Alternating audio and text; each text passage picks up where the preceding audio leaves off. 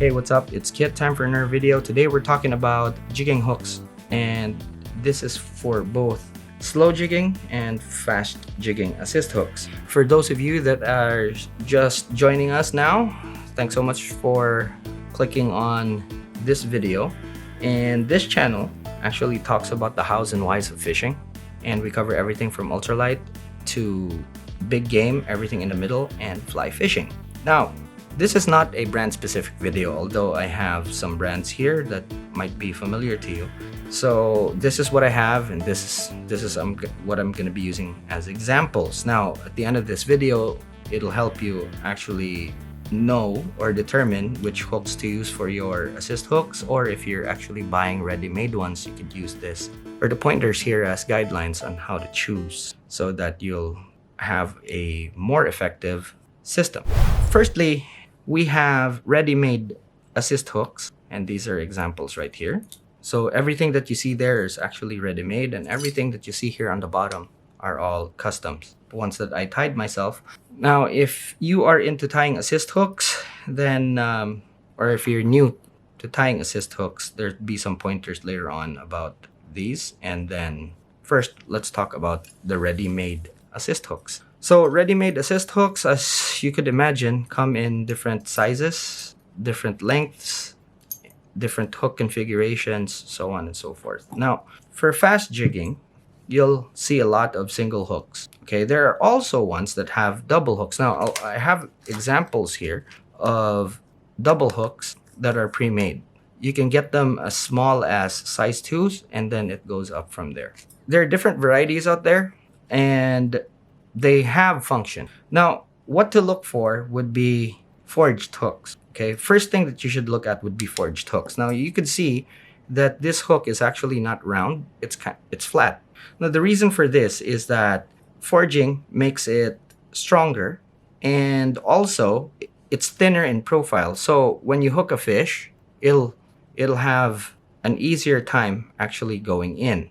Now, as far as sizing goes, if you could see here how I sized this, even if the hook is like that, there's a bit sticking out. So that's how I size mine. Now, other people use smaller hooks, but for me as a standard, I go to the lowest part of where the hook could possibly go to. And then you could see that even if it's right down there, you can see the hook sticking out. So that's my basic guideline for choosing hooks. And it doesn't matter if the hooks are actually double or single, just as long as they're actually just a tad wider than the jig, that's the right size hook to use. Ready-made hooks come with split rings that are already the right size. For customs, you could actually make them smaller. That's entirely up to you. But remember, the smaller you go, the poundage also goes down. But it is a bit stealthier, and for some people, they like that. But for me, what I always look for is actually if the jig has a lot of freedom of movement. And when you have a lot of freedom with your jig, it moves better. That's a standard for actually either slow or fast jig. Hook shapes. There are those that have angles and those that are rounded. Those that are rounded are actually a bit thicker when it comes to the wire used. Those that are thinner, or those that are angled, usually have thinner wire. This is because each time you put an angle on the hook, it becomes kind of like a fulcrum, and it becomes stronger. So if you compare, take for example, if you have this is thick wire. So if you have something like this that has the same wire gauge as this shape will more than likely not open. And this is the reason why with hooks that have flat surfaces like this, they can get away with thinner gauged wire. And this particular one was actually made specifically for big fish. Here's a very, very good example here for as far as the lengths are concerned. When you have a jig and you actually put these assist hooks together, they shouldn't touch so that they don't tangle. So that is like that. Some actually have these flashers. Okay, so crystal flash, actually, that's the right term for them. And for shallower water, they actually work pretty well in attracting fish. But for deeper water, where the sun can't really penetrate, it's much better to have ones with no flash. So for shallow water, this is good. For deeper water, the ones without, that's what's good. Some manufacturers actually recommend the hook size according to the jig. The problem with that is that if you actually have really wide jigs, and there are a lot out there, especially for slow jigs, the hook size recommendation that they have wouldn't really fit the jig. A lot of manufacturers of jigs actually have their own assist hooks. When you go to other brands though, sometimes they kind of fall short. Okay, so that's the disadvantage of ready-made hooks. Before we actually move on, I'd like to talk about the finish because this is quite important. Now, as you can see here, this one has protection, and that's for a good reason. So the normal ones that you see are black nickel, there's this silver, titanium or tin, and then there's these gray ones, sometimes dark gray. And if you touch them, okay, it feels like it has oil. And the reason for that is that it has a type of coating called PTFE, essentially silicone, okay? And what it does is when it hooks, it goes straight in. It's very, very slick. There are some assist hooks out there that utilize this kind of finishing. And what that enables you to do is actually use lighter line. Okay, even when you're using heavy line, as soon as the fish hits and you reel up without setting with the rod, the hooks immediately just bite. Another thing you should consider when choosing hooks for your jigs is the gape. And the gape is very important because this is what a lot of people miss out on. So they think that you could use whatever size hook for the jig or whatnot, but the gape actually dictates how much meat it holds. So for me, I actually go for the bigger hooks for my jigs, or the biggest that I can get away with, because when the fish bites, it just holds more flesh. So you have a lot more holding power. With fast jigs, you can have single or double hooks. My preference is always going to be on just one hook as far as my fast jigs are concerned. For my slow jigs, it's a different story. If I can get away with actually 2 assist hooks there, one from the back and one from the top, I'd more than likely actually use those. Now, the ones at the back don't really hook as much of the fish in the mouth. The ones in front actually do that. Now, what the ones at the back do is actually snag the fish. So it assists you into bringing the fish up and actually have a bit more of a connection point to the fish. That's why you'll see a lot of fish in the pictures that have these stuck to the side of the face or near the fin.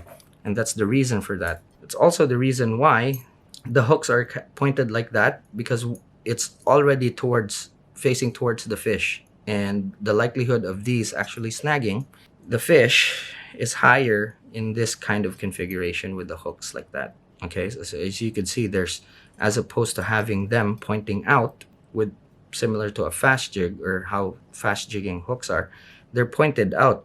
So when the fish grabs this one's away. Whereas with these, one actually faces the fish, and the more it struggles, the more likelihood that both of these actually snag it and the other one as well.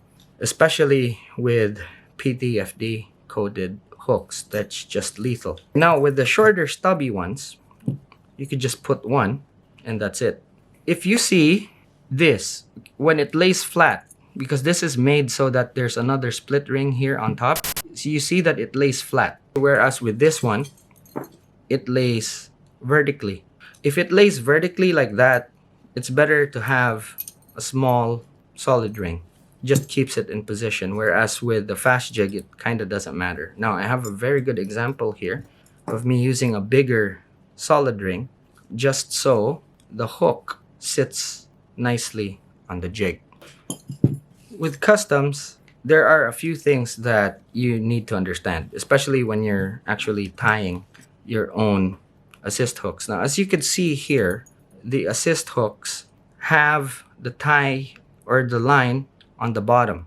The reason being is your hook point will always point towards the direction of your line.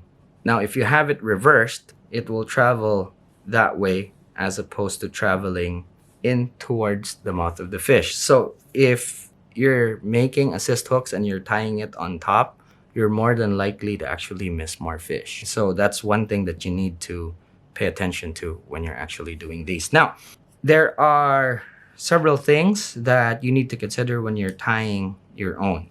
One is the length. The right length for custom assist hooks depends on which jig you're putting it on. So like take for example this one, as you can see, it'll go lower than say a factory made one.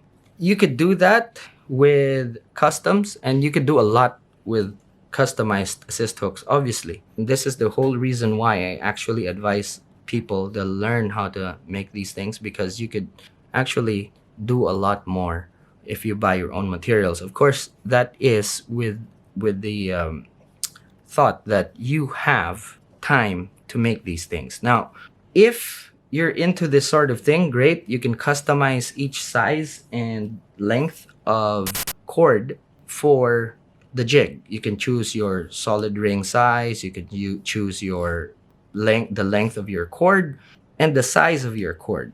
Also the size of your hook. If you want a really long one, you could do that. If you want a really short one, you could do that. Of course, there's no limitation when it comes to customized hooks. The most important thing there is actually your hook choice more than the length, because a lot of people really use either hooks that are either too small or too big. Sometimes they use hooks that are kind of too heavy. So if you're dealing with slow jigs, it's much better to actually go with lighter weight hooks for heavy duty usage, such as this one. This is the VMC 7269, and it's a very, very good hook. Before I forget, this particular one, you can see there's white and red cords. The red cords are actually Kevlar, whereas the white ones are Dyneema. So if you have an area that has a lot of toothy critters, it might be a good idea to actually splice in some Kevlar. Or for this particular one, it's actually ready-made, and it's from VMC. They call it the Fish Fighter series, and it's excellent to actually hold the fish a bit more rather than just getting chopped off real fast. So you still have a chance to actually bring up a toothy critter with something like this, or you could use wire. All right, so if you have questions, please comment. If I missed something, again, just please comment below and tell me what I missed, and we'll discuss. If you haven't yet, please subscribe and give us a like. Thanks for watching, and I'll see you in the next one.